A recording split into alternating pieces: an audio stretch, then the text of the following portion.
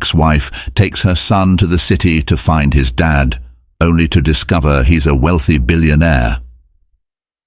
Grace Thompson never expected her past to catch up with her so dramatically. Struggling to make ends meet in a sleepy town, she answers her curious 6-year-old son Oliver's persistent question, "Where is my dad?" With her heart pounding, she decides to venture into a bustling metropolis in search of the man who once stole her heart and unknowingly fathered her child. But nothing could have prepared her for the discovery that Jonathan King, the humble dreamer she once loved, has become an elusive billionaire entrenched in a world of glitz and power. Little does Grace know that her quest will ignite a chain of life-altering events. Grace Thompson had never been one to enjoy the quiet hush of dawn until she moved to the small town of Willow Creek 6 years ago. Its rose-tinged mornings were beautiful, yes, but they were also a painful reminder of how her life had changed. She used to dream of bright lights, shared ambitions with the man she once called her husband, and the promise of a future that shimmered with possibility. Now, she woke before the sun to start her day at the local bakery, kneading dough and stacking pastries just to pay rent and keep food on the table for her son, Oliver.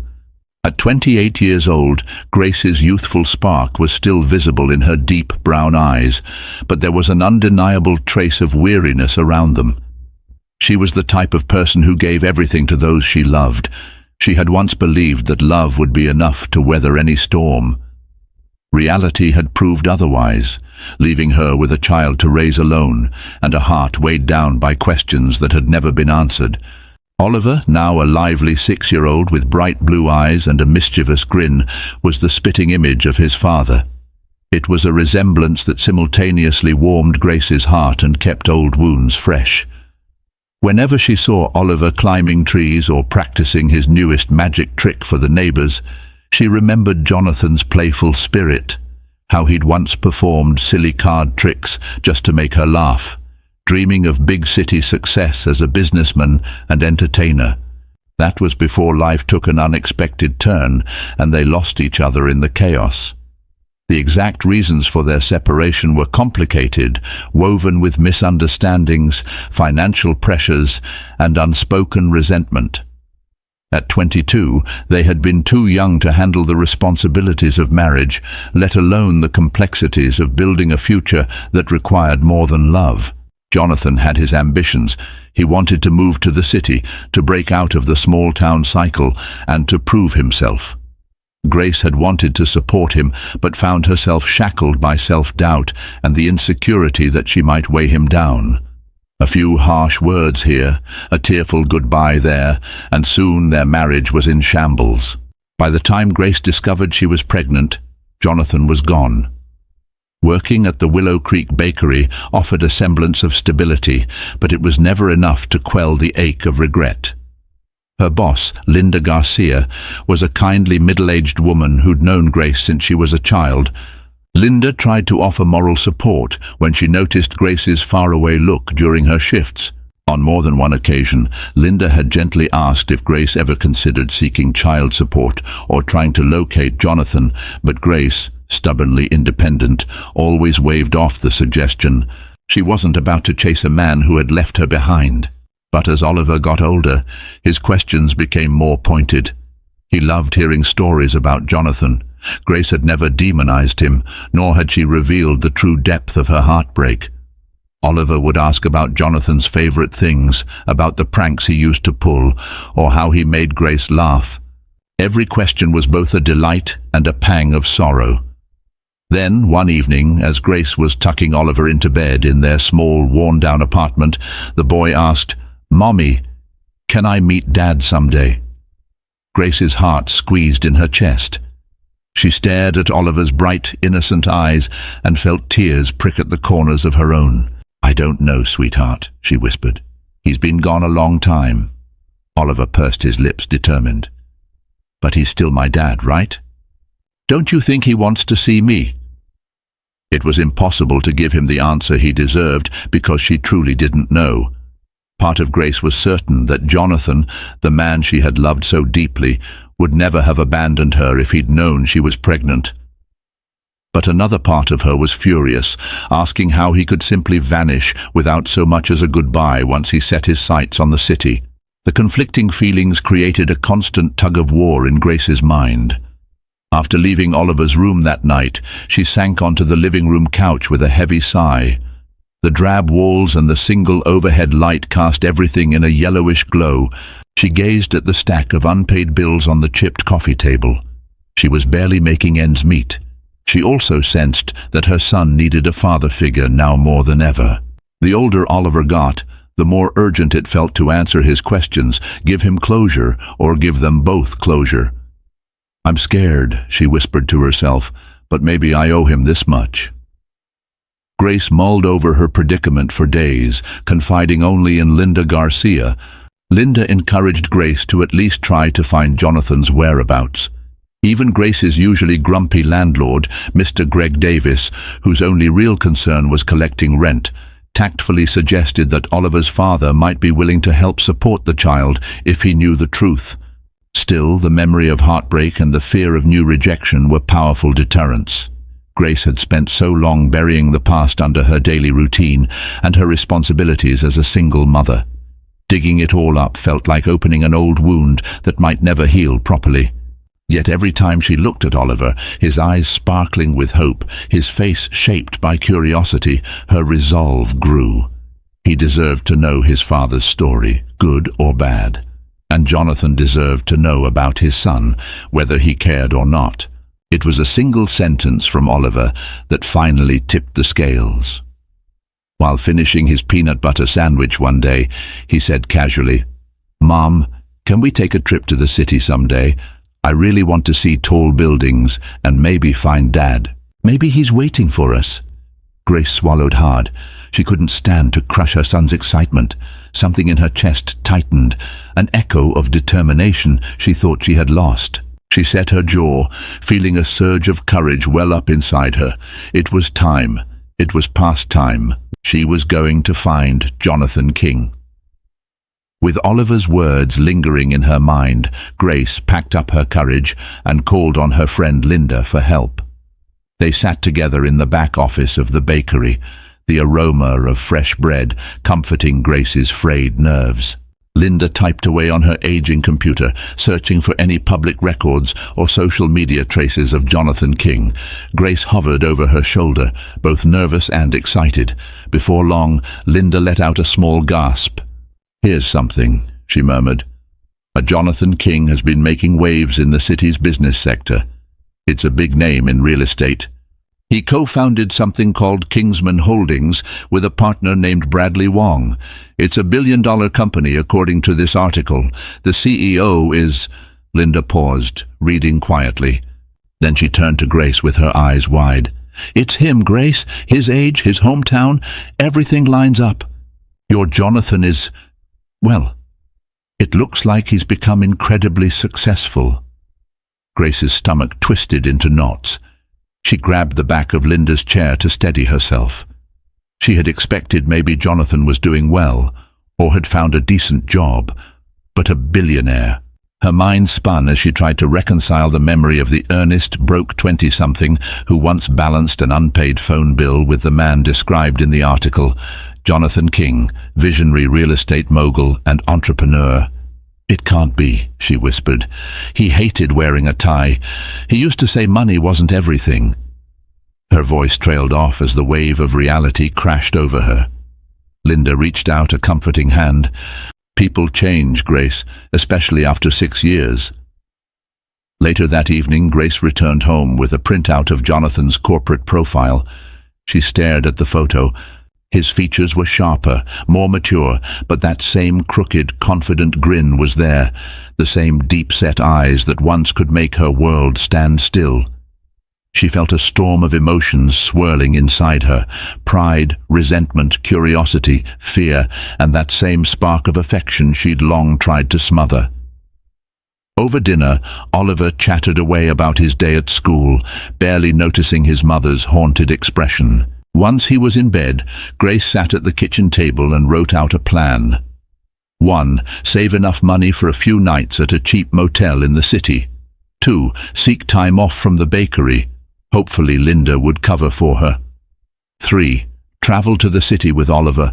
Try to find Jonathan in person. 4. Confront him. Tell him about Oliver. Just writing the steps made her hands tremble. She had no idea how Jonathan would respond. Would he reject them? Deny everything? Accuse her of lying? Or would he be indifferent, too lost in his wealth and new life to care about a boy he never knew existed? In the days that followed, Grace cut back on every possible expense.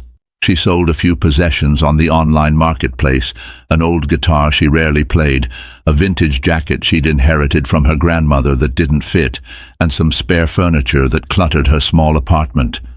It was painful, but each extra dollar felt like a step closer to a resolution. When Mr. Greg Davis noticed her bare living room, he asked if everything was all right.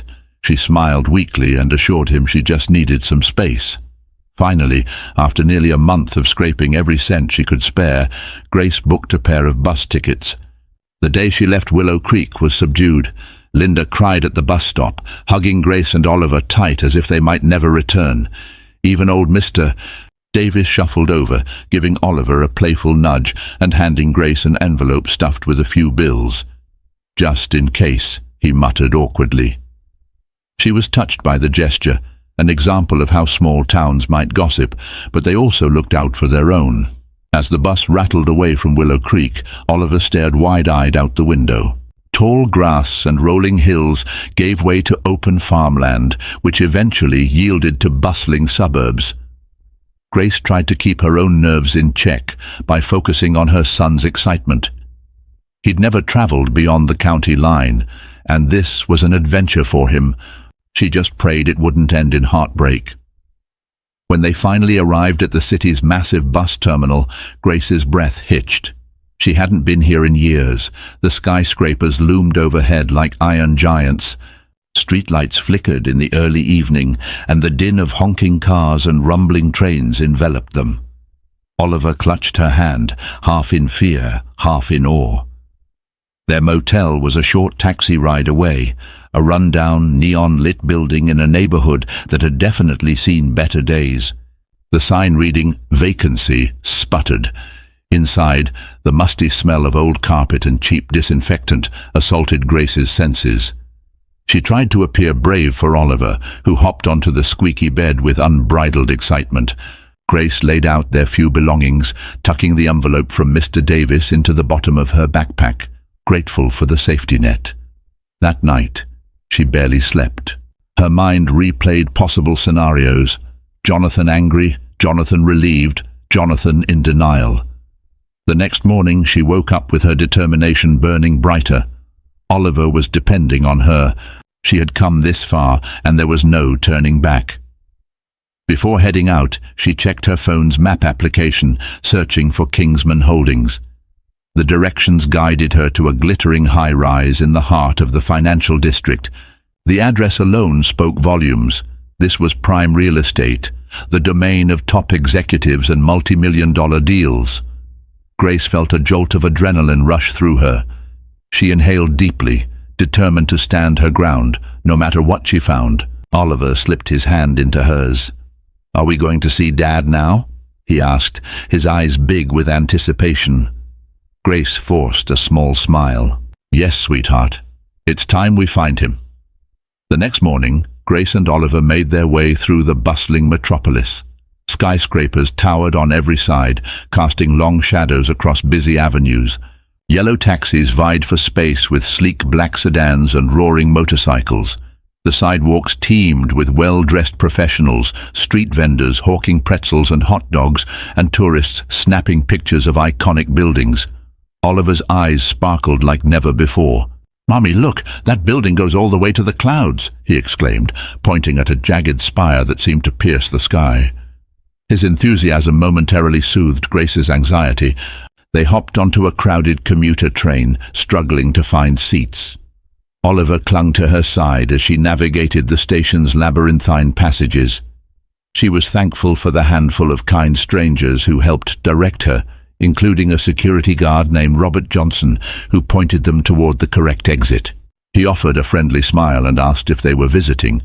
Grace mustered a polite nod, too preoccupied with her mission to delve into details.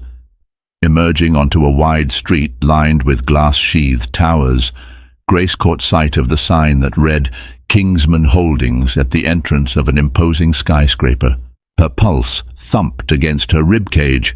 The building had a modern design, dark reflective glass, sleek steel edges, and enormous revolving doors that whirred with a steady flow of suited employees coming and going.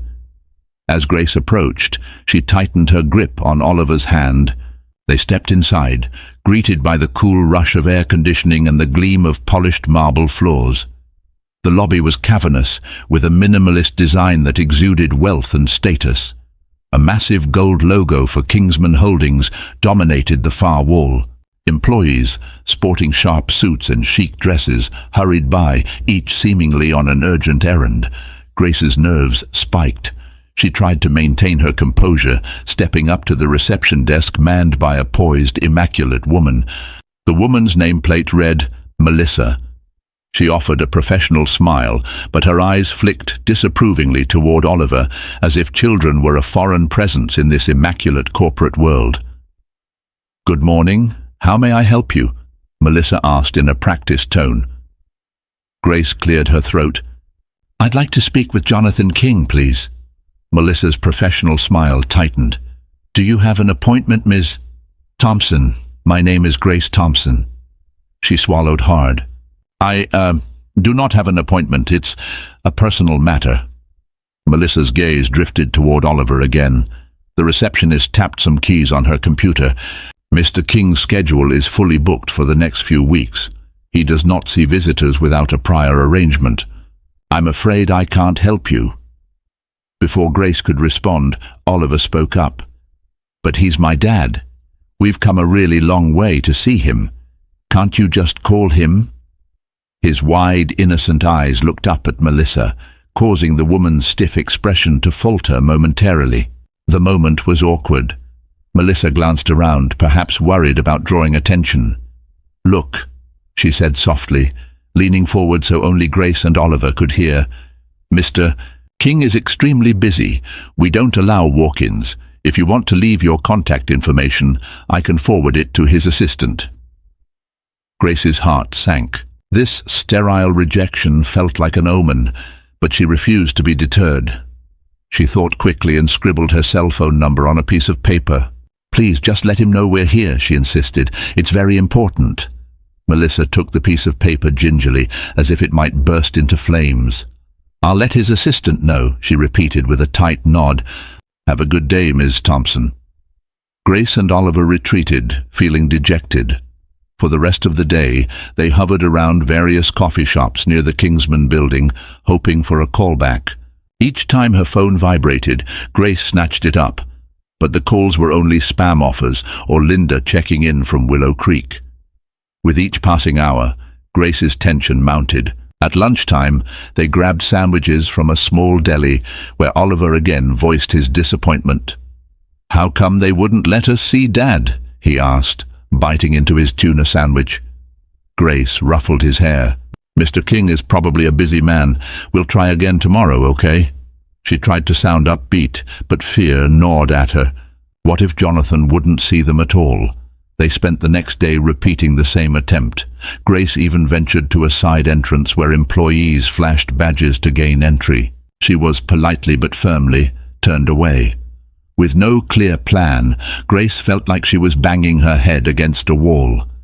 Each night in the dingy motel room, she tried to remain calm for Oliver's sake, though she knew funds were dwindling.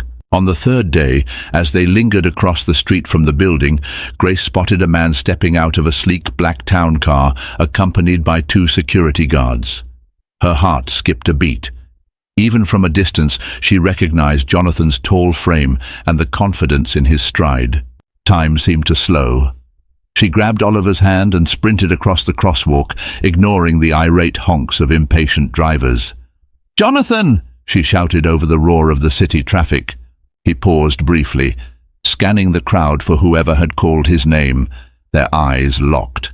In that moment, Grace felt a rush of memories, regrets, and a strange flutter of relief. Jonathan King, her Jonathan, stood there, impeccably dressed in a tailored suit that highlighted his muscular shoulders. His hair was shorter, styled in a sophisticated cut. This was a far cry from the rumpled, carefree Jonathan she remembered. Oliver tugged on Grace's sleeve, eyes wide. "Mom, that's him!" Before Grace could respond, Jonathan's expression turned from curiosity to a flash of recognition, tinged with disbelief and perhaps even alarm. He lifted a hand toward his security to pause them. Stepping forward, he breathed out, "Grace." In that moment, Grace realized how surreal the situation was. Reuniting with the man she'd married as a naive 22-year-old, now standing in front of the offices of his billion-dollar company. She swallowed the lump in her throat, trying to compose herself, but tears sprang to her eyes. "Yes, it's me," she managed. "And this is Oliver, Jonathan. He's your son." Jonathan's eyes darted to the little boy clinging to Grace's side. Oliver stared up at him, half in awe, half in apprehension. The city noises faded to a dull roar as father and son locked eyes for the first time. The moment hung in the air, thick with unresolved emotions. Jonathan's security guards looked uncertain, waiting for his command, while passers-by cast curious glances. Jonathan motioned them all away and murmured something to one of the guards. Then he focused on Grace and Oliver. For several seconds, no one spoke. "Let's talk somewhere private," Jonathan finally said, adjusting the lapels of his suit as though to buy time. His voice was calm, but laced with tension. Grace nodded, tears still stinging the corners of her eyes. Jonathan led them into the imposing skyscraper, ignoring the wide-eyed stares of employees in the lobby. He pressed the button for a top-floor executive suite. When the elevator doors slid shut, the silence was palpable. Oliver clutched Grace's hand, stealing glances at the tall, magnetic figure he'd known only from stories.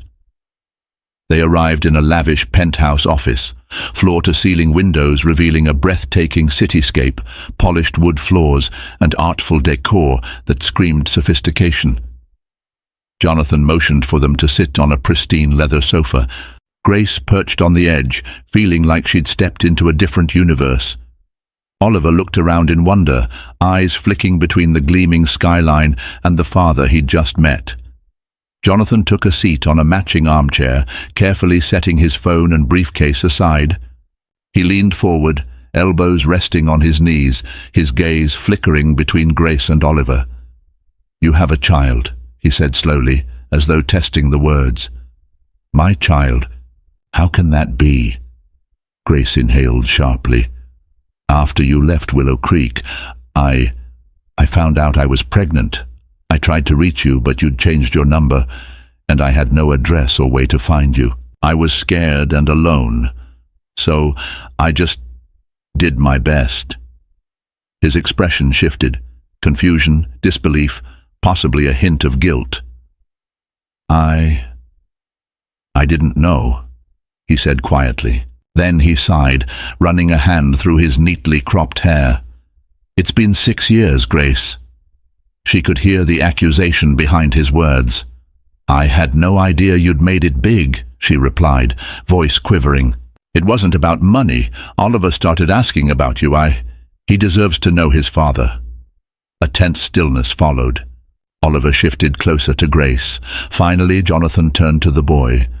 "Oliver," he said gently, as though tasting the name, "how old are you now?" "I'm 6, Oliver replied in a small voice, eyes wide. "Mom says I look like you." Jonathan exhaled a soft laugh that sounded like a mixture of wonder and heartbreak. "Yeah, I see that. He paused, swallowing thickly. "You have my eyes, kiddo." The conversation that followed was a halting dance of questions and explanations. Jonathan pressed Grace for details, wanting to know every minute aspect of Oliver's life.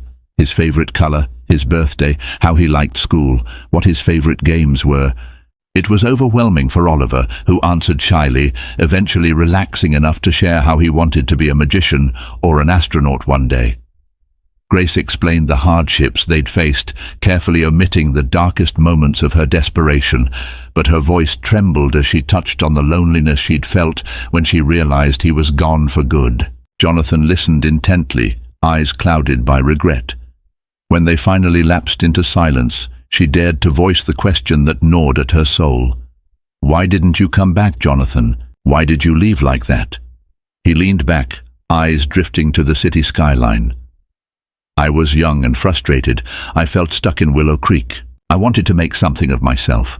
My father's business had just gone under, and I didn't see a future there. We argued all the time. I thought we both wanted out. I took off to find work in the city, to build a life where I could offer you stability. But everything happened so fast." He paused, glancing at Grace with an intensity that made her chest tighten. "When you didn't follow, I assumed you didn't want to be with me anymore. You never answered my last texts or calls. I thought you'd moved on. I never imagined you were pregnant." Grace's jaw clenched. "I never got those calls, Jonathan. I changed my number after the rent went unpaid, and my phone was cut off. You never wrote letters. You never asked Linda. You just vanished." Jonathan shook his head, as though battling his own confusion. "God, Grace, I was so wrapped up in trying to prove myself, I guess I just believed you didn't want me back. Over time, I told myself it was for the best if we moved on." A swirl of past hurt and missed connections weighed on them. Grace realized how quickly pride, anger, and miscommunication had eroded what once seemed unbreakable. This new knowledge both angered and saddened her. They could have saved each other so much pain if either of them had tried harder to mend the gap. "I need time," Jonathan said finally, voice soft, eyes focused on Oliver. "I want to know my son, but everything is happening at once. Let me figure things out.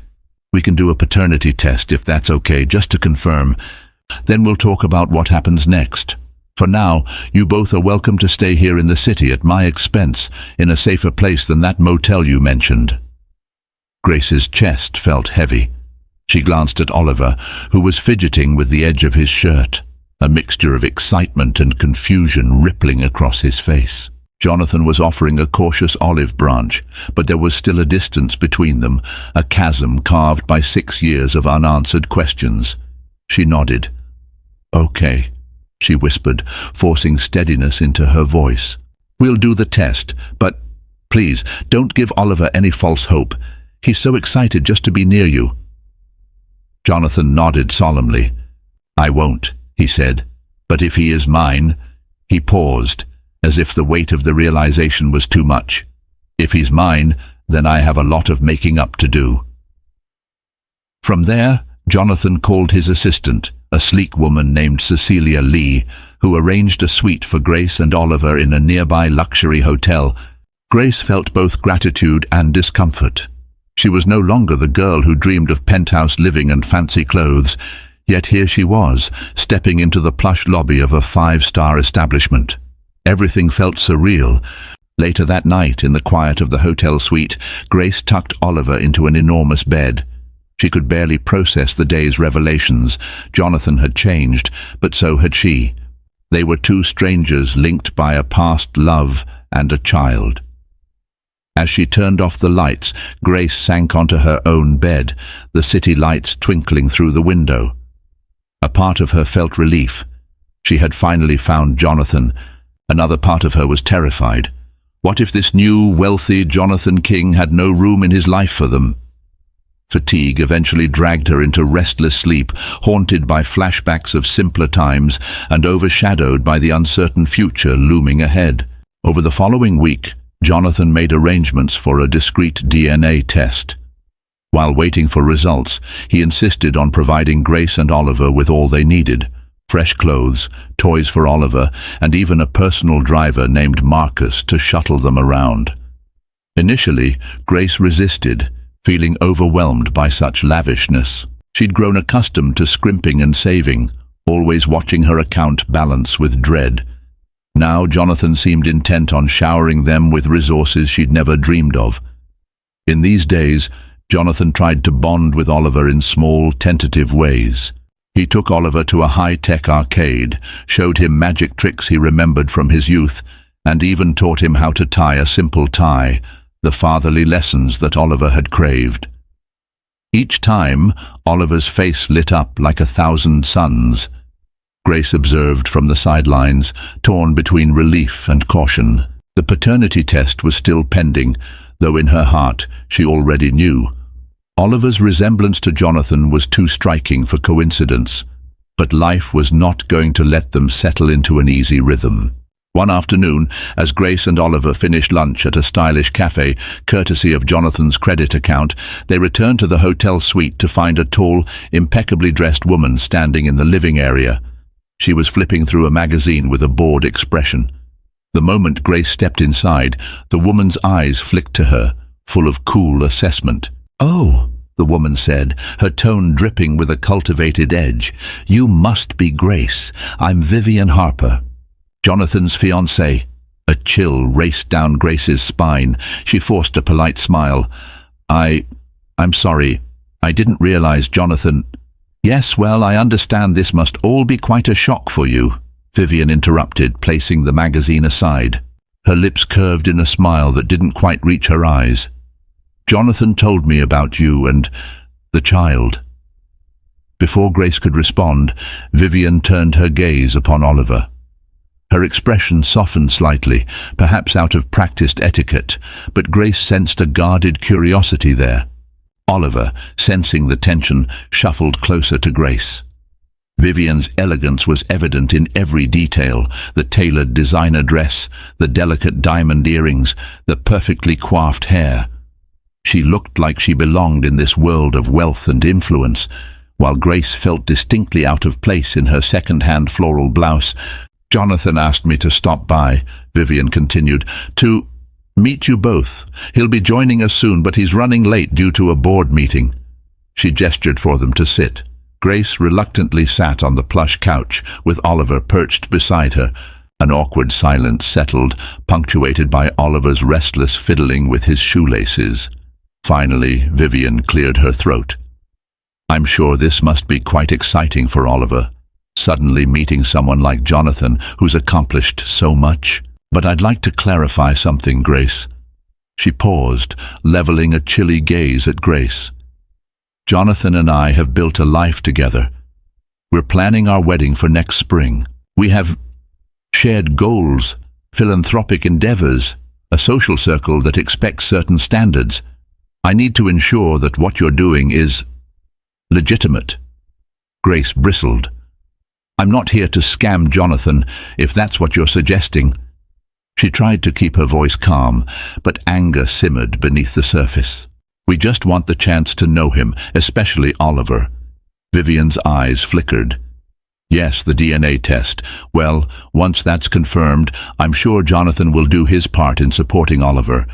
But I hope you realize that Jonathan's responsibilities are vast. He doesn't have time for disruptions." Grace's cheeks heated. "Oliver is not a disruption. He's Jonathan's son, and that means something." Before the conversation could escalate, the door opened and Jonathan walked in, tie loosened and a harried expression on his face. He halted, noticing the tense standoff. "Ah," he said, clearing his throat. "I see you two have met." Vivian turned, her expression instantly transforming into a bright smile. She glided over to Jonathan, kissing him lightly on the cheek. "Yes, darling.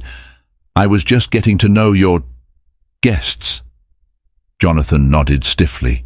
He greeted Oliver with a kind smile and ruffled his hair. Then he glanced at Grace, and a flicker of concern passed between them. "Vivian," he said, gently taking her arm. "Could you give me a minute to speak with Grace privately?"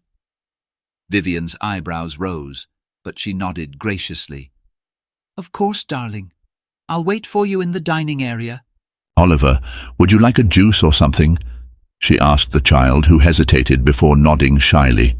Vivian walked off, leaving Jonathan and Grace to exchange uneasy glances. Jonathan rubbed his temples. "I'm sorry. I should have given you a heads up. Vivian wanted to meet you both because she's a part of my life," and Grace's eyes narrowed. She seems very protective of that life. He sighed. She is. She's not a bad person, Grace. We've been together 2 years. I don't think she knows how to handle this. Honestly, neither do I. Grace huffed, frustration bubbling up. We are not here to intrude on your life or your engagement, Jonathan, but this is Oliver's life we're talking about. He's your son, regardless of what Vivian wants. A spark of defensiveness lit Jonathan's features. I know that, and once the test results come in, we'll figure out the next steps. In the meantime, I'd appreciate if you could try to get along with her. This is a big shock to everyone. Grace took a measured breath. Fine. But don't ask me to minimize Oliver or act like we're just a passing inconvenience. If you want to be in his life, you have to be all in. Jonathan nodded, his expression conflicted. He glanced toward the dining area where Vivian's voice carried softly as she offered Oliver a sparkling juice from a crystal decanter. Give me some time, Grace. I need to process all of this. After that tense introduction, the following days were a balancing act. Vivian insisted on involving herself in every outing and every discussion about Oliver's future, which turned normal father-son moments into awkward group affairs. She would join them for dinner at exclusive restaurants, where Oliver struggled with complicated menus, and Grace felt out of place under the watchful eyes of society's elite. Vivian seemed determined to keep a tight rein on Jonathan's newly discovered paternity situation, as if wary that Grace and Oliver might threaten her upcoming marriage. Nonetheless, Oliver's innocent joy was undeniable. He'd found his father, and he relished every second of Jonathan's hesitant but earnest attention. They played catch in a private sports club. Jonathan taught him a few more card tricks, and in Oliver's laughter, Grace saw hints of the man she once fell in love with, the dreamer, the magician who believed in making life a little brighter. But beneath the surface, tensions simmered. Grace could feel Vivian's subtle disapproval, and it was becoming clear that Jonathan's life was more complicated than ever. He was juggling corporate responsibilities, an upcoming IPO, a fiancé with social ambitions, and now a child he never knew existed. Whenever Grace tried to speak with Jonathan alone about Oliver's long-term needs, school, healthcare, emotional stability, Vivian would appear, guiding Jonathan's attention elsewhere or reminding him of critical business engagements. Grace's instincts told her that something had to give. Jonathan's world was too tightly wound, too reliant on maintaining a facade of perfection. And Grace suspected that Vivian Harper would go to great lengths to keep her pristine future intact, even if it meant pushing Oliver and Grace aside when the time was right. A few more days passed, and the long-awaited DNA test results arrived. Jonathan personally came to deliver the news to Grace in the opulent hotel suite. Oliver was out with Marcus, the driver, enjoying a trip to the toy store. Jonathan seemed on edge, pacing by the window that revealed a panorama of skyscrapers. When he finally handed Grace the sealed envelope, his voice was thick. I already know, but here, open it. Grace's hands trembled as she tore the seal. She skimmed the official lines until she spotted the key sentence. 19.999% probability of paternity. Relief and a strange, giddy sense of validation washed over her. She looked up, eyes brimming with tears. Jonathan gave a shaky exhale and sank onto the couch, burying his face in his hands. I'm sorry, he mumbled, his voice muffled. I should have been there. I should have tried harder to find you. Grace sat beside him, placing a tentative hand on his shoulder. We can't change the past, she said quietly. We can only decide what comes next. Their moment was broken by the sharp clicking of heels on the marble floor. Vivian strode into the suite, her gaze immediately zeroing in on the open envelope. So, she said, voice tight. It's confirmed. Jonathan stood, squaring his shoulders. Yes, Oliver is my son. Vivian's expression flickered. Congratulations, Jonathan. She hesitated, then pressed on. We need to talk about how this impacts everything. The board meeting next week, the IPO announcement. There's a lot at stake. Grace bristled at Vivian's tone. Oliver is not an impact on the company. He's a child who needs his father. Vivian turned her gaze toward Grace, eyes narrowing. I'm well aware of that, but Jonathan's position is precarious right now. The slightest misstep or scandal could affect investor confidence. We need to control the narrative. Anger flared in Grace's chest. Narrative? You're talking about a human life like it's a PR move. Jonathan stepped between them, his palm raised. Enough, he said, the weariness evident in his voice. Vivian, we'll handle the press if necessary, but my priority is Oliver. I won't let business overshadow him. Vivian's cheeks flushed, but she maintained her composure. Of course, she murmured, eyes flicking from Grace to Jonathan. Just don't forget everything we've worked for, Jonathan. With that, she turned on her heel and left, leaving a charged silence in her wake. Jonathan watched her go, a muscle ticking in his jaw. He turned back to Grace, looking conflicted. She's not wrong about the scrutiny, he admitted. We've got a major IPO on the horizon, and the board is expecting a certain image of stability. But Oliver, Grace shook her head. He doesn't need a father who's only half in. Jonathan, if you can't stand up for him because of your business deals, then maybe we should just go home. Jonathan grasped her hand. Don't say that. I want to be in Oliver's life. I'm learning how to juggle all this. I promise. Grace nodded slowly, though doubt gnawed at her. She remembered Jonathan's fierce ambition, how it once drove a wedge between them. Now that ambition had taken him to unimaginable heights, but at what cost? Over the next week, tensions escalated. While Jonathan busied himself with board meetings and negotiations, Grace caught glimpses of corporate drama swirling around them. Rumors circulated in the press about Jonathan King's sudden personal developments. Vivian was often seen whispering with members of the executive team. Grace even overheard a heated exchange between Vivian and Jonathan's business partner, Bradley Wong, who seemed concerned about the potential fallout of a secret child revealed so close to the IPO launch. Grace tried to stay out of the corporate crossfire, focusing on Oliver's well-being.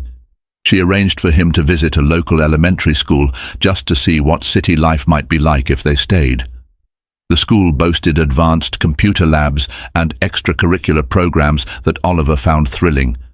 She watched her son's eyes light up as he explored the new environment. For a moment, Grace entertained the possibility of building a life here, with Jonathan in the picture, providing Oliver with endless opportunities. Could it be real? But then came the sabotage. Late one evening, Grace was called frantically by Linda Garcia from Willow Creek. "Grace, are you all right?" Linda asked, her voice trembling. "Some reporter came snooping around the bakery today, asking all sorts of questions about you, Oliver, and your relationship with Jonathan King. Mr. Davis told him to shove off, but they took pictures. It was strange. I was worried." Grace felt her blood run cold. "Reporters in Willow Creek? How did they know where to find me?" "That's what I'm saying," Linda murmured, voice heavy with concern. "They seem to know about your entire history." Shaken, Grace shared the incident with Jonathan the next day. His face darkened. "I'll have my PR team look into it. This might be an external leak, or it could be internal. Some people at Kingsman might be eager to see me stumble. Let me handle it." Later that afternoon, an unexpected visitor knocked on the suite door. Bradley Wong, Jonathan's co-founder and longtime friend. He was a lean man with sharp, intelligent eyes, dressed in a sleek suit. He greeted Grace cordially, then motioned for her to sit. "I apologize for coming unannounced," he began, voice gentle. "I wanted to speak with you about some concerns. Jonathan is going to be extremely busy the next few days, and I think it's best we clear the air." Grace tensed. "What concerns?" Bradley sighed, his gaze drifting to Oliver. He gestured for the boy to move into the bedroom momentarily. He had brought a small bag of puzzle toys as a distraction. Once Oliver was out of earshot, Bradley returned his focus to Grace. Jonathan told me about the paternity test. I'm happy for him. He's a good man, and I believe he wants to do right by you and Oliver, but not everyone in our circle feels the same. Vivian? Grace prompted, crossing her arms. Bradley hesitated, then nodded. She's made certain insinuations, trying to cast doubt, sow fear about your motives. She's also been pressuring Jonathan to finalize a prenuptial agreement that would limit any claims you or Oliver might have on his assets. Fury roiled in Grace's chest. How dare she? This isn't about money.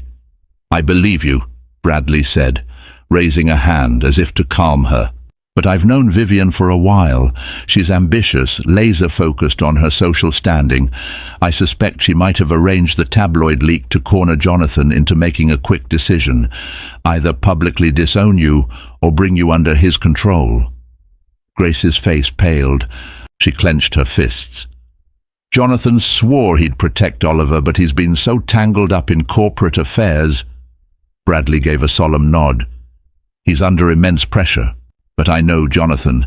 He loves Oliver, and I suspect he still loves you. He paused, weighing his words. Vivian told me privately that if she can't secure Jonathan's commitment fully, she'll spin the story her way. She has influential contacts in media and politics. She threatened to tarnish Oliver's reputation, claiming you've manipulated the narrative. I thought you should know. Shaken, Grace felt tears of anger well up. This was beyond a personal feud. Vivian was threatening her child's future. What can I do? She asked, voice trembling. Bradley's gaze turned thoughtful. Fight for what you deserve. Force Jonathan to make a choice, or at least to draw some clear boundaries. He can't let Vivian or the board or the press manipulate him when it comes to his own son. He hesitated, then pulled out a business card. If you need legal counsel, here's someone I trust. They won't be swayed by corporate politics. And Grace, just know that not everyone here is your enemy. Grace thanked him. After he left, she locked herself in the bathroom, letting the rush of water from the faucet drown out her ragged breathing. Rage burned through her veins. How dare Vivian threaten Oliver? How dare she paint them as gold diggers, messing with a child's well-being for the sake of a perfect wedding? By the time Jonathan arrived that evening, Grace was bracing herself for a confrontation. He came bearing a bottle of champagne, face glowing with the triumph of the IPO. But his elation waned when he noticed the storm brewing in her eyes. "Grace, what's wrong?" he asked, setting the bottle aside. She folded her arms, voice tight. "Bradley told me what Vivian's been up to. She's trying to pressure you into a prenuptial agreement, threatening to tarnish Oliver in the media, and you're letting her, Jonathan." He grimaced. "Vivian's definitely anxious, but threatening Oliver is outrageous. I won't let that happen." "Then prove it," Grace snapped, tears threatening to spill. "She's dominating every decision you make. She calls me a disruption, an intrusion. Oliver is your son. If you won't fight for him, who will?" Jonathan raked a hand through his hair. "I'm sorry," he whispered. "I've been juggling 1,000 things. The IPO was crucial. Now that it's done, I can shift my priorities. I'll talk to Vivian tonight, make things crystal clear." Grace nodded, her voice wavering. "I just hope you're not too late." As if summoned by the tension, the suite door burst open, and Vivian swept in, face taut. She took in the champagne bottle, Grace's tearful expression, and Jonathan's panicked stance. Her lips thinned. "Jonathan, we have a crisis," she declared. "Rumors are swirling that your fathering this child is going to scare off a major investor. We need to do damage control now. I've arranged a meeting with our PR team tomorrow. We need to release a statement disowning any gold-digging claims and reassuring the markets that you're fully focused on Kingsman." Grace's voice came out in a low, furious hiss. "Really? That's your solution?" Vivian barely spared her a glance. "And you need to leave the city by the end of the week, Grace. The media attention is too disruptive." Jonathan stepped forward, eyes blazing. "That's enough, Vivian. Oliver's not going anywhere." Her mask of composure slipped. "Be reasonable, Jonathan. We can't let this child derail everything. if she sues for a portion of your assets. Stop! Jonathan roared, the sound echoing in the plush suite. He drew in a ragged breath, turning resolutely toward Vivian. I won't throw my son out to protect a business image. If that's what you want, then maybe we shouldn't be engaged. Vivian's face went white. You can't mean that, she whispered, tears suddenly glistening in her eyes. You're choosing her over me? I'm choosing my son, Jonathan answered quietly, stepping back. And if you ever threaten him again, you can consider us finished. Vivian seemed paralyzed by shock and fury. She cast a poisonous glare at Grace, then stormed out in a flurry of designer fabric and shattered pride. Jonathan stood there, shoulders sagging, as though a great weight had finally lifted, only to leave him exposed and drained. Grace watched him, tears slipping down her cheeks. You did it, she whispered. Thank you. Jonathan turned, meeting her gaze with a mix of sorrow and relief. I'm sorry it took so long, he murmured. Oliver deserves better than this. I should have seen what Vivian was doing sooner. For a moment they stood there, uncertain of what would come next. But at least one thing was clear. The facade of Jonathan's perfect life had cracked, and in the breaking there was room for truth to flourish. The question was whether that truth could mend what had been broken years ago, or if it would all shatter under the glare of scandal and corporate greed. The fallout from Jonathan's confrontation with Vivian was swift and dramatic. By the next morning, tabloids were ablaze with headlines like, "Billionaire King breaks engagement in favor of secret family." Gossip columns had a field day, painting Vivian as a jilted bride and Grace as a triumphant interloper. The truth, as always, was more nuanced and far less sensational, but public perception was a beast with a mind of its own. For Jonathan, the immediate consequences were intense. Vivian demanded compensation for the cancelled wedding and threatened to drag him into court for emotional distress. She had powerful connections, and she wasn't afraid to use them. Jonathan's legal team prepared for battle, but Bradley Wong stepped in to mediate, hoping to prevent a messy lawsuit that could destabilize their newly public company. It was a delicate dance, but eventually an out-of-court settlement was arranged. The details were sealed, leaving the media to speculate wildly. Throughout the chaos, Grace worried about Oliver. She kept him away from the screaming paparazzi and the swirling rumors, focusing on simple pleasures: a trip to the park, a movie night in the hotel suite, or reading bedtime stories together. Jonathan tried to be there as much as possible, but the demands of his empire, plus the legal fallout with Vivian, left him stretched thin. Still, each moment he spent with Oliver was genuine. They built Lego towers together, laughed at silly cartoons, and discovered small joys that overshadowed the outside frenzy. As the weeks passed, public interest began to wane. Bigger scandals arose. Jonathan's PR team rebranded him as a devoted father, stepping up after a long-lost family connection. They released official statements clarifying that Grace was not some opportunist, but someone who had only wanted her child to know his father. The narrative turned sympathetic, and soon the paparazzi found new subjects to chase. At last, the city offered a fragile calm. Jonathan proposed a fresh start. He leased a comfortable 3-bedroom apartment in a peaceful, family-oriented neighborhood, away from the corporate high-rises and paparazzi-laden streets. He suggested Grace and Oliver move in, at least temporarily, to see if city life suited them. Part of Grace wanted to run back to Willow Creek, to the predictable quiet she knew, but Oliver's excitement at the new apartment was contagious, and so she allowed herself to take a risk. Moving day was a patchwork of boxes, bubble wrap, and the smell of fresh paint. Oliver raced through the empty rooms, planning where to put his bed, his posters, his toys. Grace couldn't help but smile at his unbridled joy. Jonathan arrived later, having spent the morning in back-to-back meetings. His shoulders relaxed when he stepped through the door, seeing his son bounding about.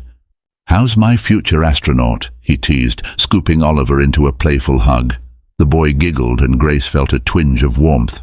This was what she'd always hoped for, a father who loved Oliver as fiercely as she did. Once Oliver was in bed that night, Grace and Jonathan sat on the living room floor, surrounded by half-unpacked boxes and half-assembled furniture. A single lamp bathed them in a soft glow.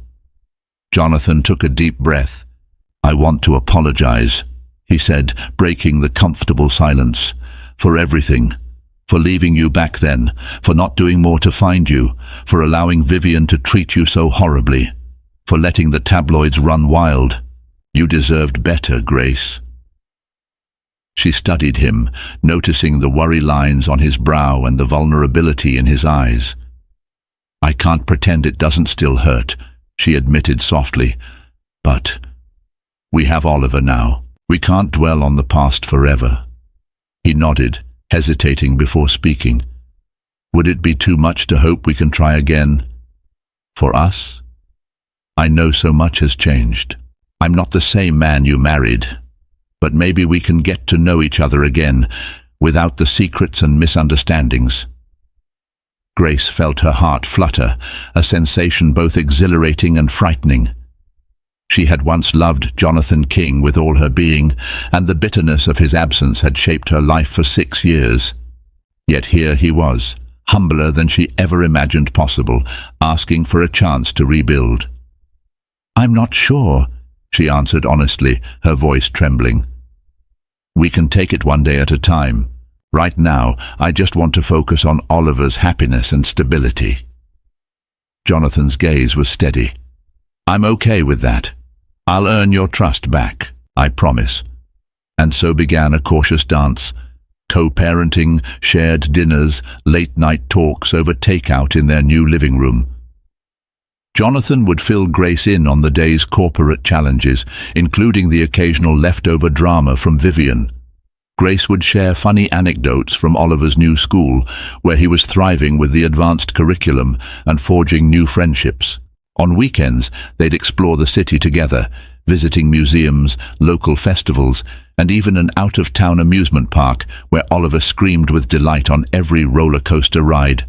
Slowly but surely, the walls between Grace and Jonathan began to crumble. They revisited old memories, laughing at the silly arguments that once seemed so insurmountable. There were tears too, acknowledging missed moments. Oliver's first steps, his first words, birthdays without a father present. But with each raw confession, they felt the burden of past regrets lighten. One evening, after Oliver had fallen asleep, they sat on the apartment balcony overlooking the sparkling city lights. Jonathan reached for Grace's hand, and she allowed it, feeling his warmth chase away the night's chill. "You know," Jonathan murmured, voice husky, "sometimes I think back to the day I left Willow Creek, how full of ambition and foolish pride I was. If I could go back in time, I'd never let you go."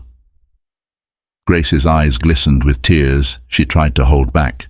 "We can't change the past," she whispered, echoing her earlier words. "But maybe the future can be brighter."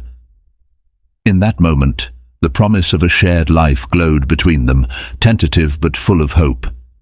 They kissed softly, under the backdrop of a city that had once symbolized their separation and now offered a chance at unity. Oliver's laughter carried through the hallway, reminding them what truly mattered. This was no fairy tale resolution, no happily ever after guaranteed. Yet it was enough, a second chance to build something real. And so Grace Thompson, the ex-wife who had come to the city on a quest for closure, discovered far more. A wealthy billionaire father for her son, the opportunity to give Oliver a future brimming with possibility, and the spark of a love that might just be reborn. The road ahead remained uncertain, but at least they would walk it together, bound by the unbreakable bond of family and the unwavering hope for something better than before. Thank you for joining us on this emotional journey of love, heartbreak, and second chances. Grace Thompson's brave decision to bring her son Oliver to the city ultimately led them to a world of power and wealth, but more importantly, it reconnected a family divided by misunderstandings and time.